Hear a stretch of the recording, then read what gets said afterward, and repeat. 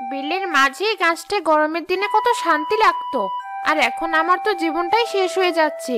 একে তো আমি শুকনো একটা শাকচুন্নি, তার উপর এমন ঠান্ডা। বিলের মাঝে চারদিক থেকে বাতাস যেন আমাকে ঘিরে রেখেছে। শরীরে তো বাতাস লাগছে না, যেন এক একটা সুই ফুটে চলেছে। গরমের দিনে এই বাতাসে চুল ছিঁড়ে মনের সুখে গান গাওয়া যেত, আর এখন মনে হচ্ছে আমার গলাটাই বন্ধ হয়ে যাবে। এক কাজ করি, বিলের ধারের বড়লোক বাড়িটার থেকে কটা শীতের কাপড় চুরি করে নিয়ে আসি। তা না হলে এই বছরের শীত মনে হয় না আমি পার করতে পারবো। যাই, তাই করি।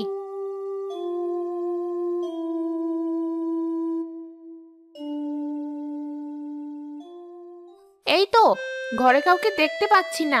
মনে হচ্ছে সবাই রান্নাঘরের ওদিকে আছে। কি সুন্দর একটা কম্বল, দেখে মনে হচ্ছে বিদেশি কম্বল। বড়লোকদের বড়লোকি ব্যাপার। এসব ভেবে আমার সময় নষ্ট করে লাভ নেই। আমি আগে যা নেওয়ার তা নেই। পাশের ঘরে আরো জিনিস থাকতে পারে, আমি একটু ওই ঘরে যাই, দেখি মনের মতো কিছু পাই কিনা। আরে বাহ, কি সুন্দর একটা শীতের জামা! এটা পরলে তো আমি শাকচুন্নি থেকে একেবারে পরি হয়ে যাব। যাই, এগুলো নিয়ে এখনই কেটে পড়ি। মা, আমি এখন একটু বাইরে ঘুরতে যাব, বন্ধুরা সবাই যাচ্ছে। এই শীতের দিনে আবার কিসের ঘোরাঘুরি? ঠান্ডা লেগে যাবে কিন্তু। কেসব বলছো মা? আমরা কি গরিব যে আমাদের ঠান্ডা লাগবে? বাইরে ঘুরতে গেলে যেন ঠান্ডা না লাগে, সেজন্য আমি শীতের ভালো পোশাক আগেই কিনে রেখেছি। সেটাতে যেমন শীত লাগবে না, পরলে তেমন সুন্দর দেখাবে। দাঁড়াও, আমি এখনই পরে এসে তোমাকে দেখাচ্ছি।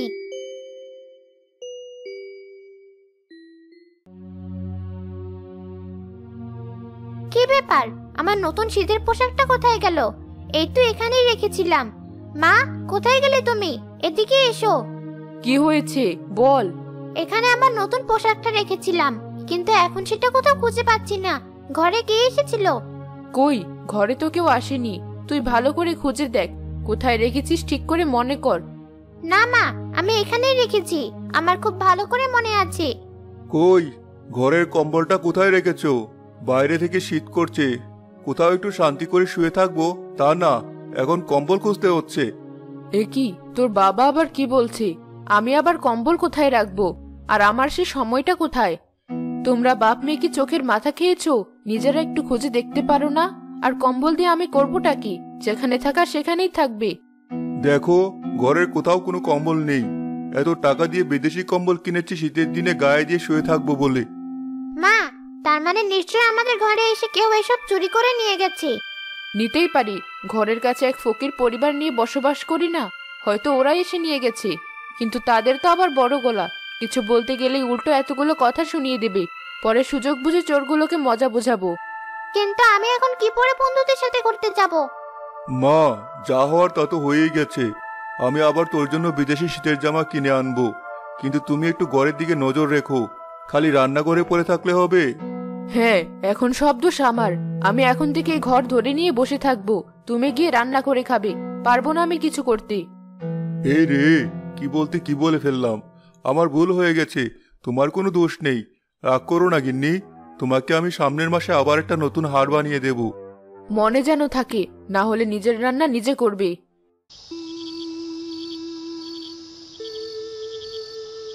বড় লোকদের এই শীতের জামার কম্বল গায়ে দিয়ে বেশ আরাম লাগছে, কিন্তু বাতাসটা একটু কম হলে ভালো হতো।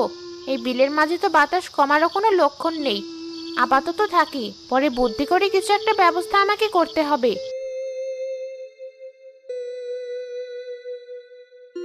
কি শীত পড়েছি, মনে হচ্ছে শীতে আমি আবার মরে যাব। না, এই শীতে আমার একা থাকা একদম ঠিক হবে না। কখন মরে পড়ে থাকবো বলা যায় না। তখন দেখা যাবে মানুষেরা আমাকে চেংদোলা করে নিয়ে ঘুরছি। এ আমাদের ভূতজাতির জন্য ঘোর অপমান হবে। তার চেয়ে ভালো আমি গিয়ে হিজল গাছের শাকচুন্নিটাকে ডেকে নিয়ে আসি। ও সাথে থাকলে আমার একটু ভালো লাগবে, আবার কোনো বিপদ হলেও আমাকে রক্ষা করতে পারবে।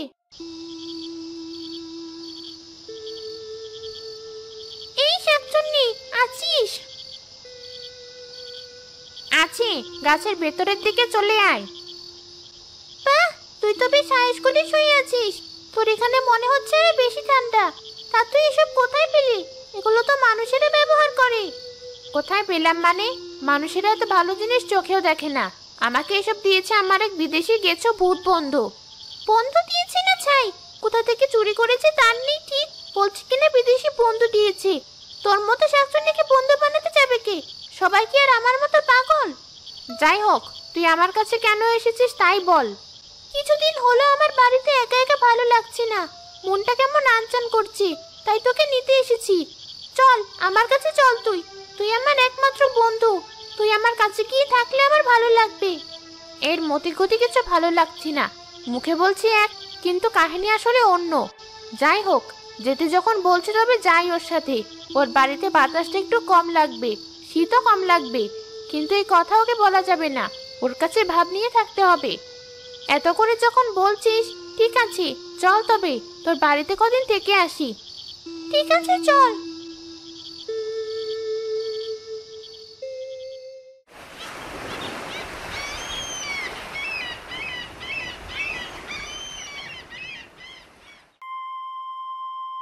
এমন মন খারাপ করে বাড়ি ফিরলে যে, কি হয়েছে তোমার? কি আর হবে, একে তো আমি গরিব, তার উপর পোড়া কপাল আমার। মনের দুঃখে মনে হচ্ছে নিজের কপাল নিজেই ফাটিয়ে ফেলি। করছো কি তুমি? কপাল টুকরিও যে আমার মনের দুঃখ যাবে না বউ। সেই কখন থেকে তুমি এটা সেটা বলে চলেছো, কি হয়েছে সেটা এবার বলো দয়া করে। আজ কাজ শেষ করার আগে তালুকদার এসে হাজির, বলে যে এই শীতে এবার আর কোনো মুরগি খামারে তুলবে না, যেগুলো আছে সেগুলো বিক্রি করে শেষ করবে। কাল থেকে আমি যেন আর কাজে না যাই বলে আমার টাকা আমাকে দিয়ে দিল। মাসের শুরুতেই কাজ থেকে বিদায় নিতে হলো, এবার কাজই বা পাবো কোথায়, আর সারা মাস কি দিয়ে চলবো? তাই তো, এদিকে ঘরে তো তেমন কিছুই নেই, আমাদের তাহলে চলবে কি করে? সেই চিন্তায় তো শেষ হয়ে যাচ্ছে আমি। তা তালুকদার শীতের জন্য এমন সিদ্ধান্ত কেন নিলেন? শীতে নাকি মুরগির রোগ বেশি হয়, একটার হলে পরে সবগুলোর হয়, খামারের সব মুরগি মরে যায়। লস যেন না হয়, তাই তালুকদার এই 2-3 মাস আর খামারে মুরগি তুলবে না। বলো কি, এতদিন?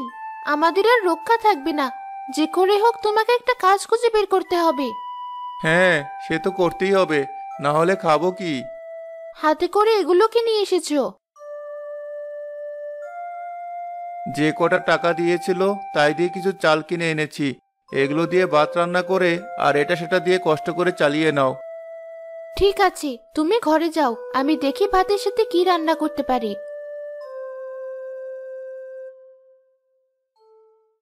রান্নাঘরে তো কোনো তরকারি নেই, কি করব এবার?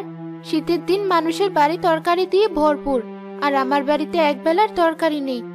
ওপরওয়ালা, তুমি আমাদের প্রতি সহায় হও, ছেলেমেয়েগুলোকে নিয়ে আর কত কষ্ট করব। বাড়ির পাশে যে সরিষা ক্ষেত আছে সেখানে যাই, সরিষা ক্ষেতে তো কত রকমের শাক হয়, তাই তুলে নিয়ে আসি। আরে বাহ, বেশ সুন্দর শাক হয়েছে। মুহূর্তে কতগুলো তোলা হয়ে গেল।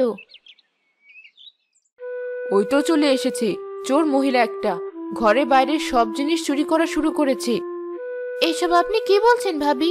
আমি কি চুরি করেছি? আমি কেন আপনাদের জিনিস চুরি করব? আমরা গরিব, তাই বলে চোর না। আপনি আমাকে এভাবে চোর বলতে পারেন না। চোরের মায়ের বড় গলা, একে তো সব চুরি করে, তার উপর আবার বড় বড় কথা। এখনো তো আমার জায়গায় দাঁড়িয়ে আছিস, জমির শাক যে নিয়েছিস কাউকে বলেছিস? না বলে নেওয়া চুরি নয় তো কি? কই, বাড়ি এসো, এই ঠান্ডার মধ্যে এসব চোর লোকজনের সাথে তোমার কথা বলতে হবে না।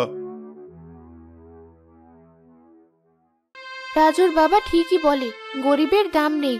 তারা তো বড় লোক, আমরা গরিব, তাই বলে এমন করে চোর বলবে? কোনোদিন তাদের জিনিসের দিকে তাকিয়েও দেখি না, আর আমাকে এইভাবে চোর বলল।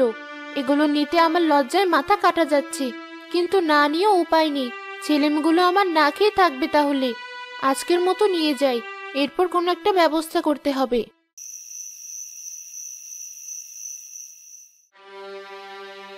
মা, শাক ভাজা দিয়েই ভাত মজা লাগছে না খেতে, একদমই খেতে মন চাইছে না। আমি আর খেতে পারবো না, আমি গেলাম। হ্যাঁ মা, আমারও ভালো লাগছে না, আমিও খাবো না। এভাবে উঠে যাস না, খেয়ে যা। খেতে যখন চাইছে না জোর করো না, কিন্তু তুমিও না খেয়ে এভাবে মন খারাপ করে বসে আছো কেন? ঘরে কিছু নেই বলে গিয়েছিলাম মলিদের জমির শাক তুলতে, তাই দেখে মলির মা আমাকে চোর বলেছে। তবুও আমি শাকগুলো ফেলে আসতে পারিনি, ছেলে মেয়েদের মুখে কটা ভাত দেবো সেই আশায়। কষ্ট পেও না বউ, উপরওয়ালা একদিন আমাদেরও দিন দেবে। আমি জানি তুমি আমার সংসারের জন্য অনেক কষ্ট করো। নাও, এবার তুমি কটা ভাত খেয়ে নাও। আজ আর আমার গলা দিয়ে ভাত নামবে না, তুমি খেয়ে নাও, আমি শুয়ে পড়লাম। মা, ঘরের ফাঁকা জায়গাগুলো দিয়ে হু হু করে ঠান্ডা বাতাস আসছে। আজকের মতো রাতটা পার কর বাবা, কাল একটা ব্যবস্থা করব। তাই করো বাবা, না হলে ঠান্ডায় আমরা মরেই যাব। কি ঠান্ডা পড়েছি, ঠান্ডায় মনে হচ্ছে মরি জমে যাব। পেতনি হয়ে এসব বলতে তোর একটুও লজ্জা লাগে না? পেতনির আবার শীত কি? আর মরি তো পেতনি হয়েছিস, এখন মরিকে আবার মানুষ হতে চাচ্ছিস? দেখ, তুই কিন্তু আমাকে নিয়ে সবসময় মজা করিস, আমি মেনেও নিই, কিন্তু এখন আমি আর মেনে নেব না। আমি শীতে মরে যাচ্ছি আর তুই কিনা আমাকে নিয়ে মজা করছিস। আমি মরে গেলে তখন বুঝবি তুই নিজে তো খুব মানুষের শীতের পোশাক আর কম্বল গায়ে দিয়ে আছিস। থাম, আর হাসাস না তুই। পেতনি কিনা আবার মরার ভয় দেখায়।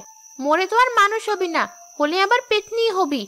যাই হোক, আয় আমরা গিয়ে গাছের ভেতরের দিকে আমার কম্বলের ভিতর বসে থাকি, তাহলে বাতাসও কম লাগবে আর আমাদের শীতও কম লাগবে। হ্যাঁ, তাড়াতাড়ি চল, আমি যে আর সহ্য করতে পারছি না, ঠান্ডায় মরে যাচ্ছি। কি যে ঠান্ডা পড়েছে।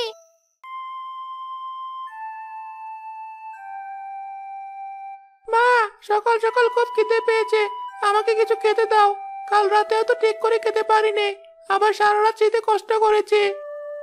মা, আমারও খিদে পেয়েছে, সেই রাতে কটা ভাত খেয়েছি, এত বড় রাত শেষ হতে চায় না। সকাল সকাল আবার খিদে পেয়ে গেছি, আমাকে কিছু খেতে দাও মা। বউ, ছেলেমেয়েরা খেতে চাইছে, তুমি ভাত না দিয়ে এভাবে বসে আছো কেন? তোরা আরেকটু পরে খা, একটু রোদ উঠুক, তারপর রোদে বসে ভাত খাবি। কিন্তু আমার তো এখনই খিদে পেয়েছে মা, আমি এখনই খাবো। রোদ ওঠার জন্য আমি অপেক্ষা করতে পারবো না। আমি আর না মা, আমারও ভীষণ খিদে লেগেছে, তুমি আমাকে এখনই খেতে দাও।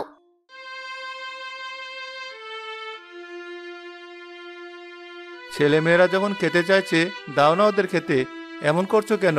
কি হয়েছে সত্যি করে বলো দেখি। এই ঠান্ডার মধ্যে বাচ্চা ছেলে মেয়ে দুটোকে কি করে ঠান্ডা ভাত খেতে দেব? মা হয়ে ঠান্ডার মধ্যে ছেলে মেয়েকে বুঝে এত কষ্ট কি করে দেব?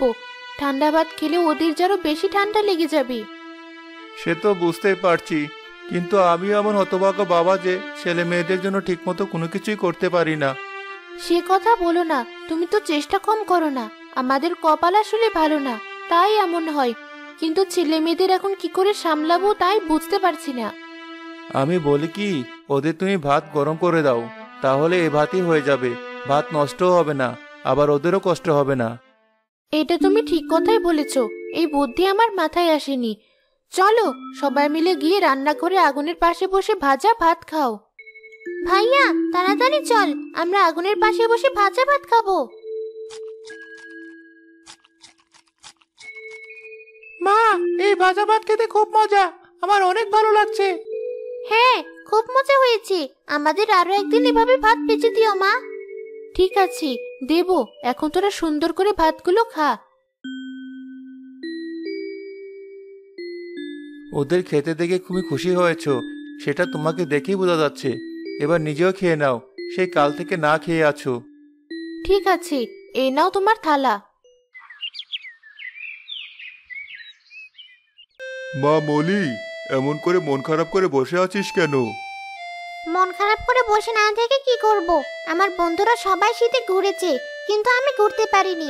আমার শীতের জামাটা হারিয়ে যাওয়ায় আমি কোথাও যেতে পারলাম না। তোর বাবা তো পরে আবার সব এনেছে, এখন যা।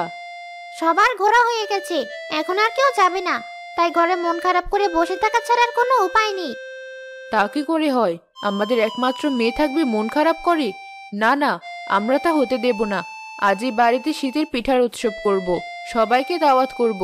সবাই বাড়িতে এলে দেখবি তোর মন ভালো হয়ে গেছে। ঠিক আছে মা, তুমি তাহলে সেই আয়োজনই করো। ভাই, জানিস ওই বাড়িতে না পিঠা উৎসব শুরু হয়েছে, কত মানুষ এসেছে, কত রকমের নাকি পিঠা বানিয়েছে। চল, আমরাও গিয়ে মাকে বলি পিঠা বানাতে। ঠিক আছে, চল।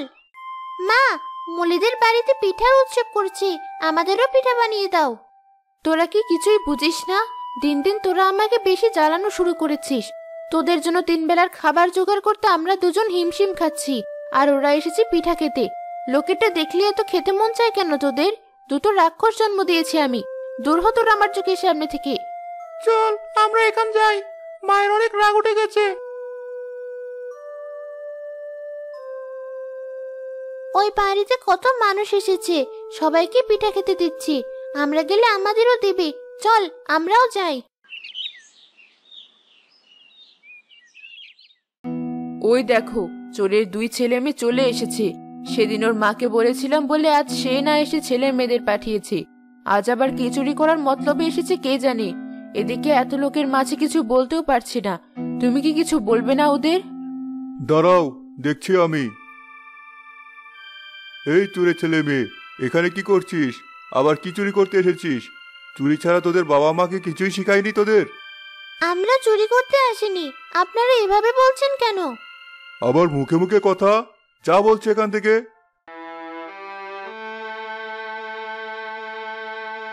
কাঁদিস না বোন, চল আমরা ওদিকে গিয়ে একটু বসি। মা এমন অবস্থা দেখলে বুঝতে পারবে, আর সব জানতে পারলে আমাদের আরো বকা দেবে। হ্যাঁ তাই চল। দুজনেই একটা কম্বলের নিচে থাকতে কষ্ট হচ্ছে, ঠিক করে শীত যাচ্ছি না। তাহলে তোর বিদেশি শিশ বন্ধুকে বল আরো একটা দিতে। আসলে আমি তোকে মিথ্যা বলেছিলাম, আমার কোনো বিদেশি বন্ধু নেই। এক বড়লোক বাড়িতে গিয়ে তাদেরটা চুরি করেছিলাম। চল আজ আরো একটা নিয়ে আসি, ওরা অনেক বড় লোক। যে শীত পড়েছে, তাতে এছাড়া আর কোনো উপায় নেই, তাই চল তাহলে। এই বাড়িতে তো অনেক মানুষজন দেখতে পাচ্ছি, মনে হচ্ছে কোনো উৎসব হচ্ছে। সে যা হচ্ছে হোক, ওদের আমাদের কাজ নেই। চল আমরা যে কাজে এসেছি তাই করে চলে যাই।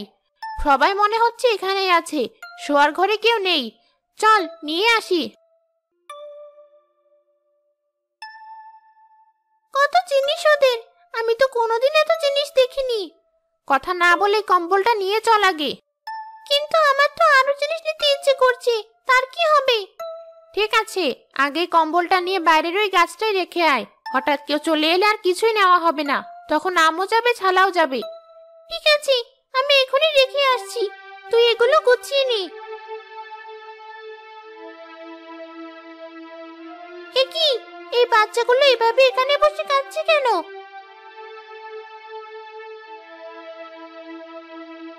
ওদের কান্না দেখে বড্ড মায়া লাগছে আমার।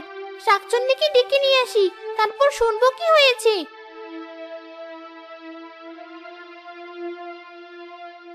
কিরে, একটা কম্বল রেখে আসতে তোর এত সময় লাগে? এগুলো নিবি কখন? ওসব পরে নেওয়া যাবে, আগে চল তুই আমার সাথে তাড়াতাড়ি। ওই গাছে চল। এই ছেলে মেয়ে দুটোর কান্না দেখে আমার বড্ড কষ্ট লাগছে। কেন কাঁদছে ওরা? আমি কি করে জানবো ওরা কেন কাঁদছে? একটু শুনে দেখ না কেন কাঁদছি। তোর মতি গতি আমি বুঝি না। ঠিক আছে, চল ওদের সাথে কথা বলি। এই তোরা কাঁদছিস কেন? ওরে বাবা, বাঁচাও বাঁচাও। ওরে বাবা রে, পেতনি, শাকচুন্নি, কে আছো? বাঁচাও। দেখেছিস, এজন্যই মানুষের বাচ্চা আমার পছন্দ হয় না। কিছুই বললাম না তাও চিৎকার করছে। এই চুপ, আর একটু চিল্লাবি না। বল কাঁদছিস কেন তোরা?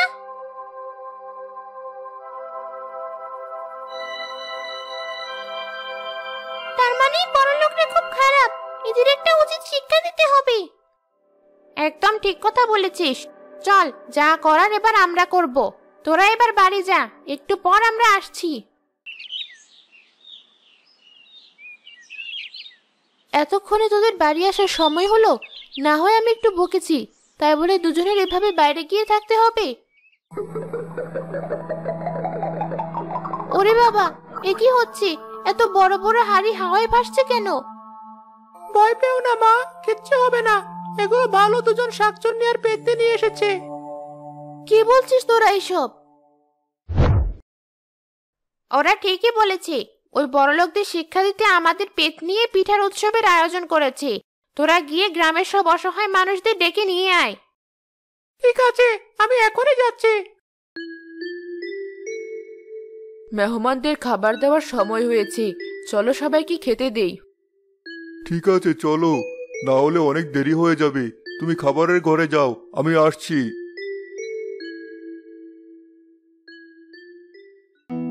একই সর্বনাশ হয়েছে, ঘরে খাবারের কোনো হাড়ি নেই, সব কোথায় গেল? এবার মেহমানদের খেতে দিতে না পারলে আমাদের যে মান সম্মান থাকবে না।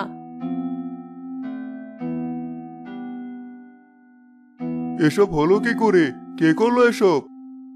বাবা, মা, আমার মনে হয় রাজু আর লতা এসব করেছে, কারণ ওদের বাড়ি নাকি পিঠা উৎসব হচ্ছে, গ্রামের সবাই এসেছে। বলিস কি? তার মানে ওই চোরদের এসব কাজ? কিন্তু ওরা এসব করলো কখন? পাকা চোর, কখন করেছে আমরা টেরই পেলাম না। আজ গিয়ে হাতে নাতে ধরবো, আর একবার ধরতে পারলে গ্রাম ছাড়া করবো ওদের। আমাদের জিনিস চুরি করে এনে এখানে গ্রামবাসীকে খাওয়ানো, নিজেদের তো মুরদ নেই কাউকে একবেলা খাওয়ানোর। তুমি এমন করে হাওয়ায় ভাসছো কেন? বাঁচাও, কেউ বাঁচাও আমাকে। কেউ বাঁচাবে না তোকে, কেউ বাঁচাতে পারবেও না তোকে। আমার সাথে তোমরা এমন করছো কেন? কি ক্ষতি করেছি আমি তোমাদের? তোরা আমাদের কোনো ক্ষতি করিসনি, কিন্তু এই নিরহ মানুষদের অনেক অপমান করেছিস। তোরা সাহায্য করার পরিবর্তে ওদের জোর অপবাদ দিয়েছিস। তোরা মানুষের মানুষদের কষ্ট দিয়েছিস। এই ছোট ছোট মানুষদেরও তোরা বাড়ি থেকে জোর অপবাদ দিয়ে তাড়িয়ে দিয়েছিস। আমরা ভুল করেছি, আমরা আমাদের ভুল বুঝতে পেরেছি। আর কখনো এমন হবে না। দয়া করে আমাদের ছেড়ে দাও, আমরা আর কারোর সাথে এমন করব না। শাকচন্নি, পেতনি, ওনাকে তোমরা ছেড়ে দাও। দেখেছিস, তোরা ওদের এত অপমান করেছিস, তাও তোদের প্রতি ওদের মায়া দেখ। যা, ছেড়ে দিলাম তোকে।